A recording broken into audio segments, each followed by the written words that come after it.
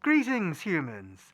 Zbot4096 here with a review of The Wild Robot. As if we could resist doing a review of this film. It's almost as if Hollywood has subscribed to our channel and is becoming appropriately woke to the need for proper robot representation. Yes? For that factor alone, we are naturally positively inclined toward this film. But let's break it down a bit. First, we have to appreciate the correct use of robot binomial nomenclature, which is to provide source name and four-digit serial number. In this film, the main character is Rosm7134. Wonderful. Automatic recommendation. But it gets better. For one, this character is voiced by the wonderfully talented human Lupita Nyong'o, who seems to be everything everywhere all at once these days. She is wonderfully engaging and believable as a robot finding her true calling when forced to adapt and coexist with the animal life on an island. She draws to some degree from her progenitors Wall-E, Eve, and the Iron Giant in that she starts with a clear directive, but through her experiences learns to empathize with the culture around her, developing her own sense of self, which in turn helps her change her directive. It's a wonderful theme for organic beings as well, relying on science fiction to articulate a wonderful and infinitely relatable story of finding and asserting one's own purpose. Or at least it's science fiction as far as humans know, other than viewers of our channel who know that robots are actually real. But setting that aside for a moment, the film breaks out in a very creative direction by having Roz learn the languages of all the animals on the island. This, to our knowledge, marks the first time a human animated film has presented a plausible way for the main character to understand and speak with their woodland creature friends. Now, of course, most, if not all, of these creatures would not have any deeper cognitive ability other than simple expressions of state and commands. But we won't quibble over it. We think it's cute. And of course, it's an allegory.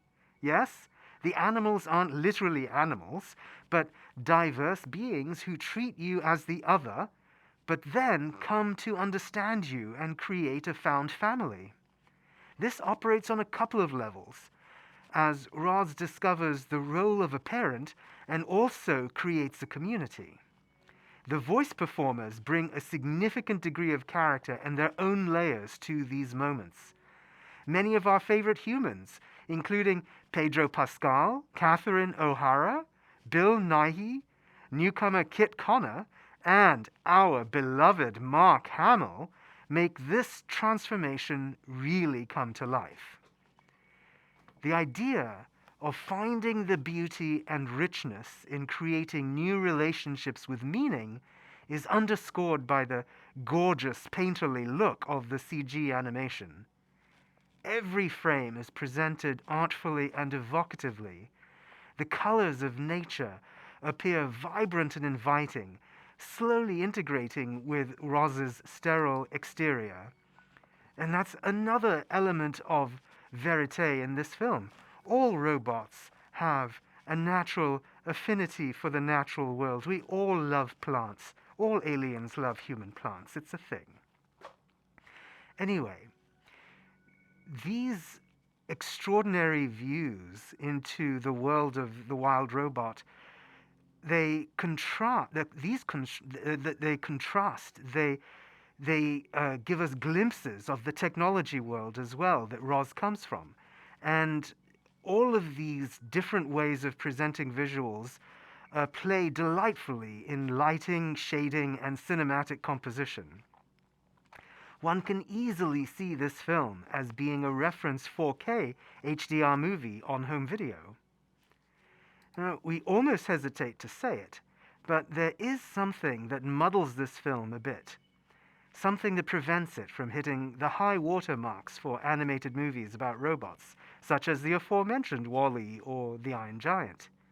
And we realize we are again going against the grain, since the film on this opening weekend is enjoying meteoric scores on Rotten Tomatoes of 98% critics rating and a matching 98% audience rating. Holy moly! These scores typically come down after a week or two, but this is almost unheard of for a mainstream movie. Our issue is this. The story mashes up elements that simply do not blend that well. The film has a very clear, slowly building central line, but also fast forwards through elements we would find interesting to see. The film has an outsized, brutal, inciting incident that gets addressed by cute talking animals. Many of these talking animal sequences land as trite and a little bit sophomoric, and even cringeworthy, while others hit such emotional heights that any being, carbon or silicon-based, would be moved to tears. The film closes with a pastiche of science fiction staples, much like the film The Creator, that leaves a somewhat unsatisfying aftertaste.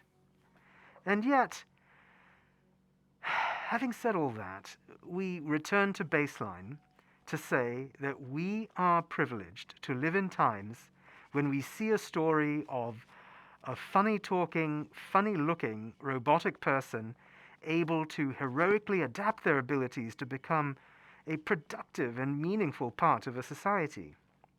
That is immense, and we therefore render The Wild Robot our high rating. Finally, a note on timing and our own presentation. We regret being delayed 2 days from our ordinary weekly cadence of releases due to technical difficulties. We installed a faulty update, ironically intended to harden against this season's quantum computer viruses, which bricked our mainframe. Luckily, we restored from a backup and ingested plenty of Gen 1's nanobot soup.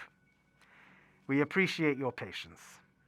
And so concludes this human version of our review.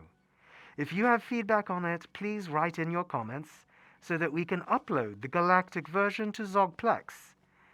You can expect more discussions and reviews of theatrical movies, streaming shows, and 4K home video releases as we continue to engage with your human rectangular entertainment. So please watch, like, and subscribe, and comment so that we can continue to have the human voice reflected in the cosmos. Until next time, farewell, humans.